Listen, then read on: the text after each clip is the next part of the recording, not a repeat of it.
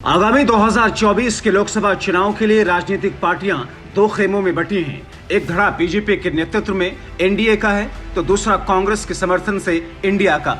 लेकिन सबसे खास बात यह है कि 2024 का चुनाव कुछ राजनीतिक दलों के अस्तित्व के नजरिए से बेहद महत्वपूर्ण साबित होने वाला है, जिसमें मायावती की बहुजन समाज पार्टी यानी कि बीएसपी है। 24 के चुनाव से मायावती की राजनीति की दशा और दिशा दोनों ही तय होगी। वैसे तो बहुजन समाज पार्टी की राजनीति मूल रूप से उत्तर प्रदेश में फली फूली, लेकिन यूपी के साथ साथ मध्य प्रदेश, राजस्थान समेत कुछ राज्यों में इसका थोड़ा मोड़ा ही सही लेकिन कुछ जनाधार जरूर दिखता रहा है।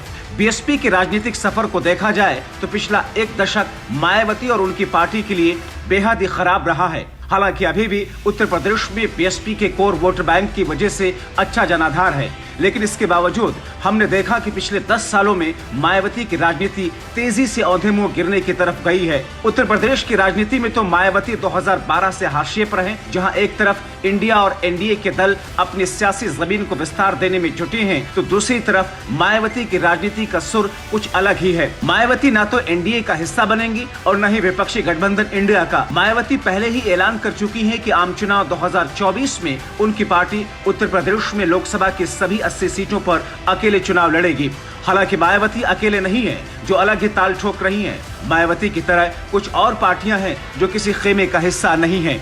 जैसे ओडिशा में नवीन पटनायक की पार्टी बीजू जनता दल, तेलंगाना में चंद्रशेखर राव की पार्टी भारत राष्ट्र समिति, आंध्र प्रदेश में जगन मोहन रेड्डी की पार्टी वाईएसआर कांग्रेस। हालांकि मायावती और इन तीनों नेताओं की वर्तमान राजनीतिक स्थिति में जमीन आसमान का फर्क है। नवीन पटनायक, के चंद्रशेखर राव और जगन मोहन रेड्डी अपने अपने राज्यों में राजनीतिक तौर पर बेहद मजबूत हैं। वो अपनी ताकत से अपने अपने राज्यों में किसी और दल का फायदा नहीं होने देना चाहते, इसलिए किसी गुट का हिस्सा न बनने का फैसला किया है। इसके उलट मायावती की वर्तमान राजनीतिक हैसियत अपने सबसे निचले स्तर पर है। पिछले 2 लोकसभा चुनाव और 2 विधानसभा चुनाव के आंकड़े गवाही देते हैं कि उत्तर प्रदेश में बीएसपी का अपने दम पर कोई जनाधार नहीं है। इसके बावजूद मायावती का किसी गठबंधन का हिस्सा नहीं बनना या बनने की कोशिश नहीं करना थोड़ा चौंकाने वाला जरूर है। लेकिन सच्चाई ये भी है कि भले ही मायावती अकेले चुनाव लड़कर उत्तर प्रदेश में कुछ खास करने की स्थिति में ना हो, लेकिन मायावती का कोर वोट बैंक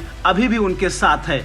इसीलिए कहा जा रहा है कि अगर वो एनडीए या विपक्षी गठबंधन इंडिया में मिल जाएं, तो उत्तर प्रदेश के नतीजों पर काफी असर पड़ेगा। अब बीएसपी के सामने 2024 में खुद को बचाने की चुनौती है। राजनीतिक जानकार बताते हैं कि अगर 2024 में बीएसपी का प्रदर्शन नहीं सुधरा तो फिर मायावती और बीएसपी की राजनीति अंधकार की तरफ ही जाएगी।